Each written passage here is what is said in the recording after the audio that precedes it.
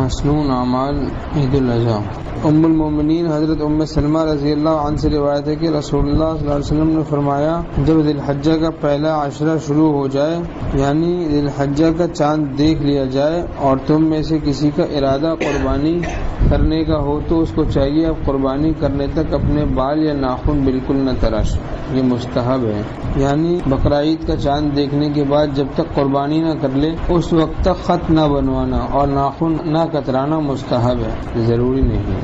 ذی الحجہ کا پہلا عشرہ، اس کی راتیں بڑی مبارک ہیں، اس کے دن بھی مبارک ہیں، ابھی مبارک ایام بھی آ رہے ہیں، ولیال عشر، اللہ تعالیٰ نے ان راتوں کی قسم کھائی، ہر دن کا روزہ ایک سال کے روزوں کے برابر اور ہر رات کی عبادت شب قدر کے برابر، شب قدر کے برابر۔ 9 دن کا روزہ 10ویں دن نہ رکھ لینا بھائی، جن کے ذمے لیکن قضا روزے ہیں وہ قضا روزے رکھیں، تو کتنا مبارک عشرہ اب آ رہا ہے، سبحان اللہ۔ عید الاضحیٰ کی رات میں طلب ثواب کے لیے بیدار رہنا اور عبادت میں مشغول رہنا سنت ہے۔ ذی الحجہ کی 9 تاریخ کی صبح سے 13 تاریخ کی عصر تک ہر فرض نماز کے بعد جو جماعت ہو اور مقیم ہونے کی حالت میں ادا کی جائے، ایک مرتبہ تکبیرات تشریق بلند آواز سے ادا کرنا واجب ہے۔ مسافر، عورت اور منفرد کے لیے بھی بعض علماء کا قول ہے، اس لیے اگر کہہ لیں تو بہتر ہے، لیکن عورت اگر تکبیر کہے تو آہستہ کہے، یعنی اللہ اکبر لا الہ الا اللہ اللہ اکبر وللہ الحمد۔ 9 تاریخ کی فجر سے لے کر 13 تاریخ کی عصر تک حضور صلی اللہ علیہ وسلم کا دونوں عیدوں میں غسل کرنا ثابت ہے۔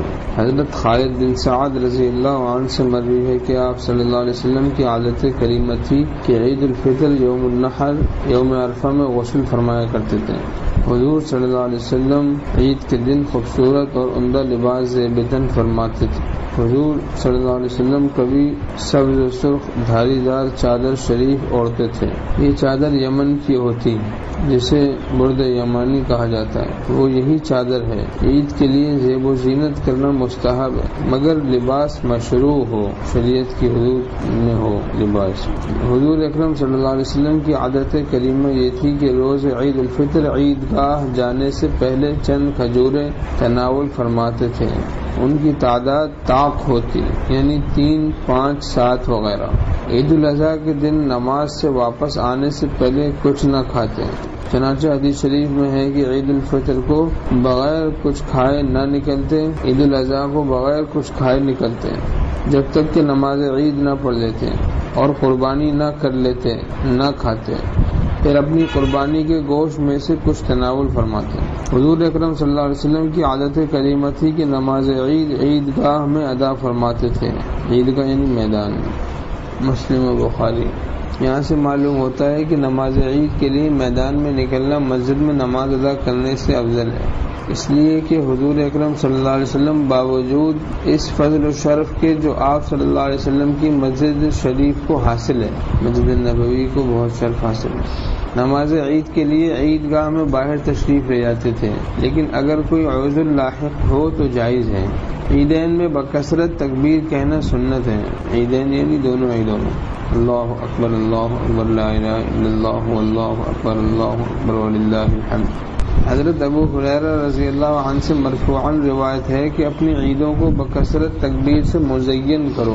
حضور اکرم صلی اللہ علیہ وسلم عیدگاہ تک پیادہ تشریف لے جاتے، یعنی پیدل تشریف لے جاتے، اور اس پر عمل کرنا سنت ہے، بعض علماء نے مستحب کہا ہے۔ حضور صلی اللہ علیہ وسلم نماز عید الفطر میں تاخیر فرماتے اور نماز عید الاضحیٰ کو جلد پڑھتے ہیں۔ حضور صلی اللہ علیہ وسلم جب عیدگاہ میں پہنچ جاتے تو فوراً نماز شروع فرما دیتے، نہ اذان، نہ اقامت اور نہ الصلاۃ جامعہ وغیرہ کی ندا، کچھ نہ ہوتا۔ حضور اکرم صلی اللہ علیہ وسلم نماز خطبے سے پہلے پڑھتے اور جب نماز سے فارغ ہوتے تو کھڑے ہو کر خطبہ فرماتے ہیں۔ حضور اکرم صلی اللہ علیہ وسلم جس راہ سے عیدگاہ تشریف لے جاتے اس راہ سے واپس تشریف نہ لاتے بلکہ دوسرے راستے سے تشریف لاتے۔ حضرت ابن عمر رضی اللہ عنہ اتباع سنت کی شدت کے باعث طلوع شمس سے قبل گھر سے نہ نکلتے اور گھر سے نکلتے ہی عیدگاہ تک تکبیر کہتے رہتے۔ آپ صلی اللہ علیہ وسلم اور آپ صلی اللہ علیہ وسلم کے صحابہ رضی اللہ عنہم جب عیدگاہ میں پہنچتے تو نماز عید سے قبل کوئی نفل وغیرہ نہ پڑھتے اور نہ بعد میں پڑھتے اور خطبے سے پہلے نماز شروع کرتے. اس طرح آپ عیدین میں 2 رکعتیں ادا کرتے ہیں.